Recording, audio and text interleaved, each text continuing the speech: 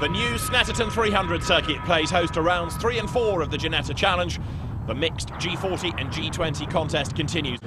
The cars on the grid for the first 20-minute race of the weekend. Qualifying yesterday was held in wet but drying conditions, and it was stopped early because of a car in a dangerous place, and that has put Ben Anderson on pole position with, alongside him, Rick Parfitt, both of them in HHC Motorsport Run G40. Stuart Pearson there is third on the grid in the best of the G20s, and the Brazilian driver Thiago Calva lining up alongside in fourth. Now the G20s are at the front of the grid because they run on a treaded tyre. That was better in the wet, and many of the quick drivers are at the back because they never got a fast lap in. An out lap is over 2 minutes. Your first flying lap will take that much as well. Then you lost the last 6 minutes. There was precious little lappery that they could do. Lights are red, lights go out, the race underway, and expect some of those quicker drivers that struggled in qualifying to be carving their way through the field. The field accelerating up towards turn one, and Richard Sykes in trouble already. The car limps off the line. Ben Anderson then, the Autosport journalist, leads the way in the orange car, diving into Richards, but round the outside of him tries to go Stuart Pearson. 48 going through after a slow start. Thiago Calva from fourth on the grid, he's gone backwards. You've got Ryan Ratcliffe right up behind him in the Piranha Motorsport Run car. A G20 leads the way though. Stuart Pearson it is who's hit the front. Ben Anderson down to second spot as they turn their way through Montreal for the first time at 77. Mark Davis there in a real hurry. Winner of the opening round of the championship at Alton Park, 18th on the grid. He's got lots of work to do as they head into Palma for the first time. Mike Robinson never got a quick lap in qualifying. He starts dead last, 27th on the grid. And the G40 championship leader, Clive Richards, starts 22nd. He's another one to watch as they come then for the first time towards Agostini. Is up on the inside there to keep his second place is Anderson. And Thiago Calva gets sideways. He's spun in the middle of the road. So far, so good. They've all missed him. But the Brazilian, who'd made a pretty slow start anyway, is going to tumble down the order. So Pearson leads the way. Anderson second, heading the G40 class. And then right up behind him in the Academy Motorsport black car is Sean Hyton, who dives to the inside there. Through Hamilton, out of Oggies, up towards Williams now. Hyton goes second. Anderson slots in behind him in third place. In fourth at the moment is Harvey Booth. And you can see this very jumbled order as the G40s that qualified badly try and work their way up the pack now. Anderson, you're on board with him, going down Bentley Straight. The G40's catching Stuart Pearson, the race leader. Ben Anderson, a very quick Formula V racer, challenging on the inside there, diving into the S's. Now renamed as two separate corners, Brundle and then Nelson. Somebody else in a real hurry there. Look lower down the order, number 2 is Lee Molden, but he runs out of road, going into Brundle all across the grass. Slides his way back onto the circuit, loses places as a result. Now Ben Anderson has lost a fraction of time here against Sean Hyton, who dives up the inside of Pearson, going into Coram, and Ben Anderson tries to follow him through on the inside, can't do it. Now lines up to go to the outside at Coram. That'll be the inside, dropping down towards Murray's for the first time. And he arrives in a very strange line indeed, does Ben. He's got it wrong coming out of Coram. He's had a spin, sorts himself out, back into the right direction, but there are loads of places being lost now. That's also split up the pack. Here's a replay. On board with Gary Sims, and Anderson just loses it coming out of Coram, setting the car up for Murray's. Round he goes.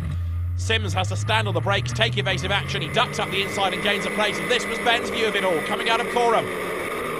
Goes to the outside, wrong thing to do in a sense. Round comes the back, rotates his way back onto the circuit, drops it down a gear, keeps the engine running. The G20s and then also Ryan Ratcliffe's G40 go past. Lots of places are lost as Ben Anderson picks up speed. There's Mark Davis doing this grand job up from 18th on the grid. He's ahead of Gary Sims, G20. Gary having been delayed, taking evasive action over at Murray's at the end of the previous lap. You're on board with Ben Anderson, and the G40 championship leader Clive Richards is ahead as they come out of Williams now onto Bentley Straight, and Richards gets it sideways. The former Caterham champion has a big moment there, and that's going to cost him a lot of ground. Here's the replay. He's on the tail, look, of Graham Johnson's G40, and he just gets a little bit sideways coming out of Williams, hits the brakes. Ben Anderson scuttles around the outside and gains a place, but Clive Richards has a spin, and now he's got to wait for a gap in the traffic, turn the car around, and the tree surgeon is going to tumble further and further down the order as a legacy of that. Mark Davis, in the meantime, challenging Ryan Ratcliffe and easily goes through on the inside, heading up towards Montreal there. Davis working his way up from mid-grid, and of course each place that he gains is more points for him in the championship. When he won the Ginetta Challenge 2 years ago, he had these rather weird weekends of being dominant in one race and then all sorts of dramas, some his own making, not always, in the other.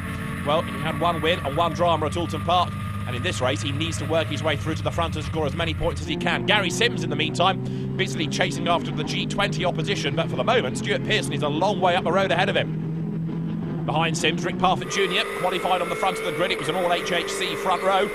And his teammate Ben Anderson here trying to recover after his lap 1 spin. But so far, it's looking very promising indeed for Sean Hyton, who leads the way.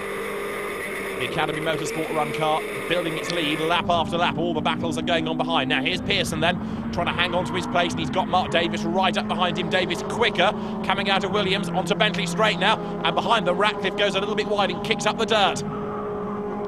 G20 versus G40 here. The closed G40 is the newer car. They run on a proper racing tyre, whereas it's a treaded tyre for the G20s. They're good in the greasy conditions, those cars, and that's why they qualified so well. But Davis and Ratcliffe then work their way past Stuart Pearson. That's a change for overall classification. But Stuart Pearson, of course, hangs on to his class lead. What he doesn't have anymore, though, is this cushion of G40s between himself and Gary Sims, his class rival. If Gary now can put his head down, he might be able to bring the gap down sufficiently to challenge before the end of the race. There is Ryan Ratcliffe stepping up from the Ginetta Junior Championship into G40s this year. Same car, but these cars more powerful. They're a bit detuned in the Junior Championship. He's not yet been on the podium this year, but he certainly showed his speed at Alton Park, and he's doing the same here. As there's Rick Parfitt Jr. then, making his way up over the timing line. Rick, relative newcomer to racing, still with a novice cross on the back of the car and going well, and Gary Sims ahead of him. Gary with a double win in the G20 class at Alton Park comes over the line now. The car run by Optimum Motorsport, another of the top teams in Ginetta racing. Optimum that took Stuart Lynn to his 2 championships years ago. And Gary Sims is about to lose out, as here come the quicker G40s then to make the run up alongside him. Rick Parfitt first of all lines up to have a go, and Ben Anderson, in what's rapidly becoming the guest car in the championship, gets through as well there. Pretty opportunistic that. Gary Sims hung out to dry by Rick Parfitt. There was a gap there, and Ben Anderson needed no second invitation. Through he came. He wants to get past his teammate as well, but they're working their way up the order, not only in terms of class position, but also the overall standings as well. Up front, though, Hyton leading the way. This is Gary Sims' view. What he really wants to find ahead of him, though, is Stuart Pearson's G20. That's his main task now, to catch his class rival. There is Pearson, and the 2 G40s are behind him in the hands of Parfitt and then Anderson. Gary Sims has lost another place. In fact, it's another of the G40s, Graham Johnson's car, that's found a way through. And then behind Gary now is Mike Robinson, who was last on the grid, never got a lap in. He pitted early, waited for it to dry out. By the time he'd gone back onto the circuit, the session had been stopped. In qualifying, Richard Southgate having had a spin, the car ending up in a dangerous place. Out came the red flag, it wasn't restarted. And Robinson there, look, gains a place on the inside. He had 2/3 at Alton Park. We know he's quick, therefore. And Mike Robinson in the TCR run car closing on Graham Johnson. And there's somebody off, look further up the road. And that looks like Mark Davis, it is. Davis has done what Clive Richards did, coming on to Bentley straight. He's lost the back of the car, and there's somebody else in strife there as well, hidden in the weeds. Whoever it is, he's trying to get going again, digging himself out of the field. It may have been Kevin Begley, that, in car 7. Let's just have a quick look at the replay. Yes, there's Kevin Begley getting it wrong at Riches, and off he goes, heading for the A11. And that's a big moment for him. Goes a long way across the grass into the field, and Kevin Begley will be able to get out of there, but a long way down the order now. But Mark Davis's spin has also been a very costly one for him. Going strongly here is Lee Mole, making his way up over the line. There's Gary Sims behind him. And Sims trying to work his way, if he can, past the G40.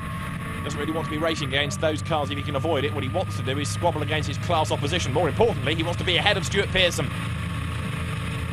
Lee Mole's G40 on the inside, Gary Sims on the outside, trying to go around the outside, and he's got ahead of Pearson as well, look. So we've had that change for the lead of the G20 class. Gary Sims looking to maintain, if he can, a 100% record in the G20s here. He took 2 out of 2 at Alton Park. Stuart Pearson, a winner at Donington last year, goes up the inside of Lee Mole, and there's contact, and they both go across the road. And Sims almost gets wiped out in all of that, gets clobbered by the slower car that was being punted towards him. And Stuart Pearson was a bit brave there, went up the inside, the gap soon disappeared. He and Lee Mole make contact, and Gary Sims lucky to still be in the race. He's got a big gap now over his class rival. There, with damage, Mark Davis back after his spin. And Gary Sims, as I say, lucky to survive all of that. Stuart Pearson going up the inside of Lee Mole, turning him around, and there was just nowhere that Gary Sims could go. He had to go as wide as possible and still got collected. That car may not be 100% anymore, given the whack it had at the rear. And Sims now will be driving with everything crossed, just hoping he can nurse the car to the flag. Through Hamilton they come now, down towards Oggies. Mark Davis with his damage, in fact, front and rear. He's going to go to the inside, a wave there from Gary Sims to say, come on, go past, I don't want to be racing against you.